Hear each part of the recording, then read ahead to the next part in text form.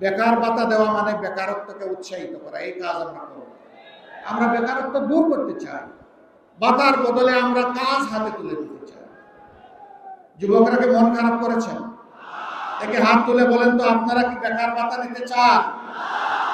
আপনারা ইতিমধ্যে লক্ষ্য করেছেন, দুটি ভোট সামনে রেখে 12 তারিখ আমাদের খুব কাছাকাছি চলে আসছে। একটি ভোট হচ্ছে গণভোট, অতীতের বস্তা রাজনীতি এবং রাজনৈতিক বন্দোবস্তকে পরিবর্তন করে নতুন রাজনীতির সূচনা করা, এবং সেই রাজনীতি হবে জনগণের রাজনীতি। এই রাজনীতি কোনো পরিবার বা কোনো দলের রাজনীতি হবে না, একেবারেই খাঁটিভাবে হবে জনগণের রাজনীতি। আমরা আমাদের দলের বিজয় চাই না, আমরা চাই 18 কোটি মানুষের বিজয়। যেদিন সমাজে ন্যায় এবং ইনসাফ কায়েম হবে, সত্যিকার অর্থে সেদিনই 18 কোটি মানুষের বিজয় হবে, এর আগে হবে না। এই গণভোটে বাহ্যিকভাবে যাই হই, ভিতরে ভিতরে কেউ না খুশ। এই গণভোট হলে আর ফ্যাসিবাদী কায়দায় দেশের শাসন ত্রাসন চালানো যাবে না। এই গণভোট হলে জনগণের সম্পদের উপর হাত দেওয়া যাবে না। এই গণভোট হলে দলীয় চাঁদাবাজির রমরমা ব্যবসা চলবে না। এই জন্য কেউ কেউ গণভোটে সন্তুষ্ট না।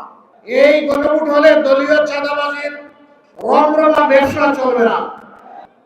এই জন্য কেউ কেউ গণভোটে সন্তুষ্ট না। দিয়ে এই জাতির যুবক যুবতীরা বেকার বিশ্বের দরবারে এই লজ্জাজনক পরিচয় আমরা দিতে চাই না। বরঞ্চ তোমরা আমাদের কলিজার টুকরা, মুখের ধন। আমরা তোমাদেরকে দক্ষ জনবল হিসাবে গড়ে তোলার জন্য যা দরকার তাই করব। এরপরে তোমাদের হাতে হাতে সম্মানের কাজটি আমরা তুলে দেব। তখন তোমরা হবে গর্বিত নাগরিক, বুক ফুলিয়ে বলবে, আমিও বাংলাদেশের উন্নয়নে অবদান রেখে চলেছি, আমি বাংলাদেশের একজন দক্ষ লোক। আমরা সেই দক্ষতা এবং প্রাপ্যতার ভিত্তিতে কাজ হাতে তুলে দিতে চাই। আমরা চাই না আমাদের পটেনশিয়াল একজন যুবক কিংবা যুবতী তারা দেশ গড়ার কাজ থেকে বঞ্চিত হোক। আমরা সবাইকে সম্পৃক্ত করতে চাই। বেকার ভাতা দেওয়া মানে বেকারত্বকে উৎসাহিত করা, এই কাজ আমরা করব। আমরা বেকারত্ব দূর করতে চাই, ভাতার বদলে আমরা কাজ হাতে তুলে দিতে চাই। যুবকরা কি মন খারাপ করেছেন? একে হাত তুলে বলেন তো, আপনারা কি বেকার ভাতা নিতে চান?